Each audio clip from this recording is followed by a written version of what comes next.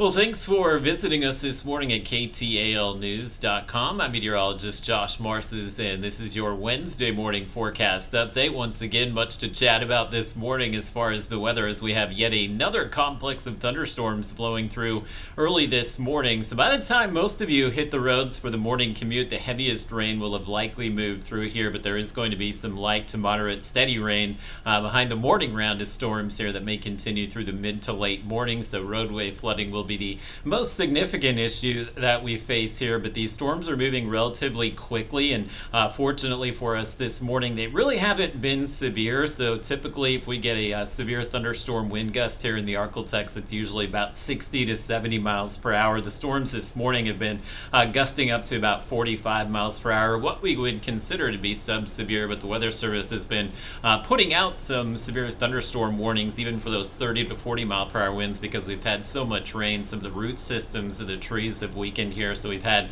a lot of trees knocked over in the past few days. So if you have a severe thunderstorm warning for your location at any point this morning, again, the winds are probably below 60 miles per hour, but even those 30 to 40 mile per hour winds could definitely topple some trees today. And after 9 a.m., severe weather threat is going to go way down for us, and it's just a marginal risk today. So I think the most significant issue that we'll see through the morning will continue to be some of those flooding issues. So rainfall over the last 7 days or so, and the totals are even higher than this if you go back a few weeks, but we're still in that 6 to 10 inch range here. Heaviest rain right along I-20, but even up towards Texarkana, we've had a lot of areas pick up maybe 4 to 7 inches of rain as well. So even if we add only an inch and a half of rain to the bucket today, that will trigger some flooding once again. So a lot of standing water on the roads this morning, a lot of those drainage areas that typically have trouble getting that water to recede will be flooded as well. So just give yourself a little extra time for the morning commute. May have to find an alternate route. We do have that flood watch in effect until 7 p.m., but I expect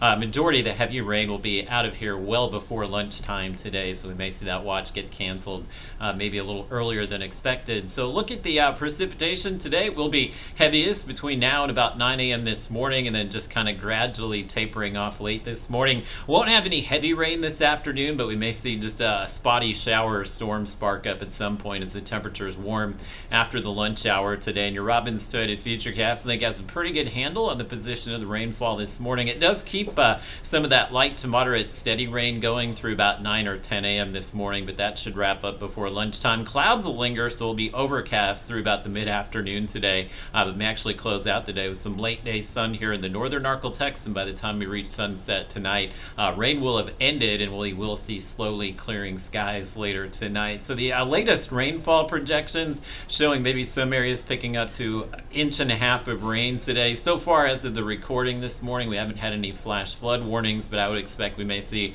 a few of those issued today, and it's not for 4 to 5 inches of rain. It will just be for this inch or two of rain that we're seeing. Again, roadway flooding will be an issue for us through the morning here, but we do have some drier air finally taking over tomorrow, and your temperatures in the 60s as well as the low 70s should rebound this afternoon to reach the 80s. We didn't rebound at all yesterday. We had a lot of areas that stayed in the 70s after the morning rainfall, but the clouds will probably linger through the afternoon. But I think the rain will wrap up early enough that we'll likely make it into the 80s today. And we do have a front coming through. It's not a cold front. Month of June, we just call these kind of cool fronts, and what they will do is bring some drier air, which will allow those temperatures to drop off overnight. Should feel great Thursday morning in the northern Arklatex. You'll wake up to temperatures in the low to mid 60s. Shreveport in the low 70s tonight. We'll shake a little bit of the humidity, but it is going to stay fairly muggy, just given how much rain we've had recently. And the heat will begin to build back in tomorrow. Average high is now up to 90 degrees, and we should stay above that mark